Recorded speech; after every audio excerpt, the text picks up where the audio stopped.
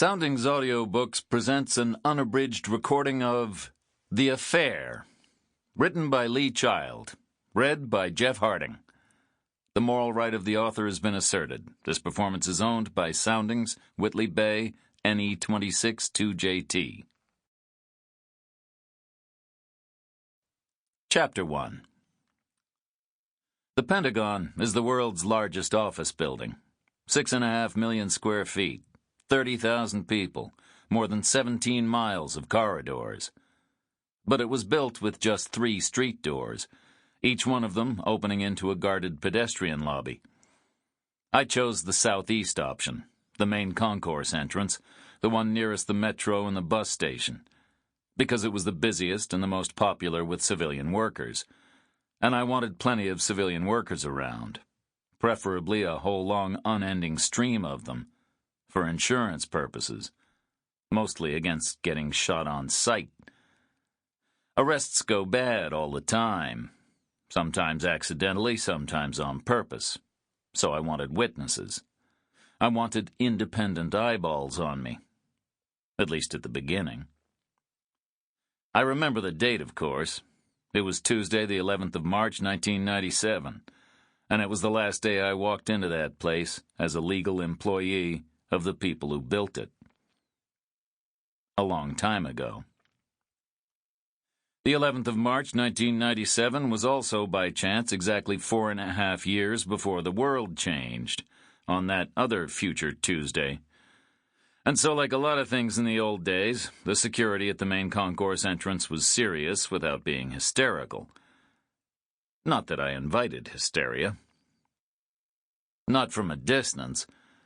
I was wearing my Class A uniform, all of it clean, pressed, polished, and spit-shined, all of it covered with 13 years' worth of medal ribbons, badges, insignia, and citations. I was 36 years old, standing tall and walking ramrod straight, a totally squared-away U.S. Army military police major in every respect, except that my hair was too long and I hadn't shaved for 5 days.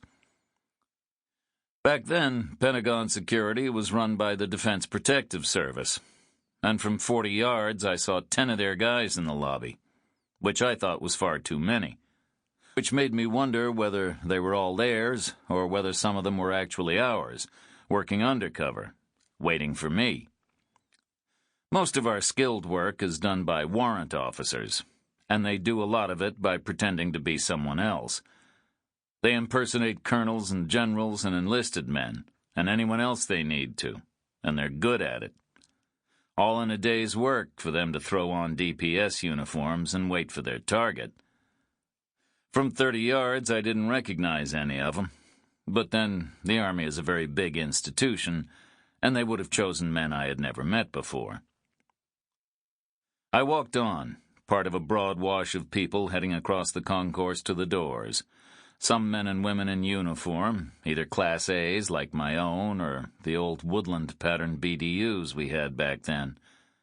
And some men and women obviously military, but out of uniform, in suits or work clothes. And some obvious civilians. Some of each category carrying bags or briefcases or packages. All of each category slowing and sidestepping and shuffling as the broad wash of people narrowed to a tight arrowhead, and then narrowed further still to lonely single file or collegial 2x2, as folks got ready to stream inside. I lined up with them, on my own, single file, behind a woman with pale, unworn hands and ahead of a guy in a suit that had gone shiny at the elbows. Civilians, both of them, desk workers, probably analysts of some kind, which was exactly what I wanted. Independent eyeballs. It was close to noon. There was sun in the sky, and the March air had a little warmth in it. Spring in Virginia. Across the river, the cherry trees were about to wake up.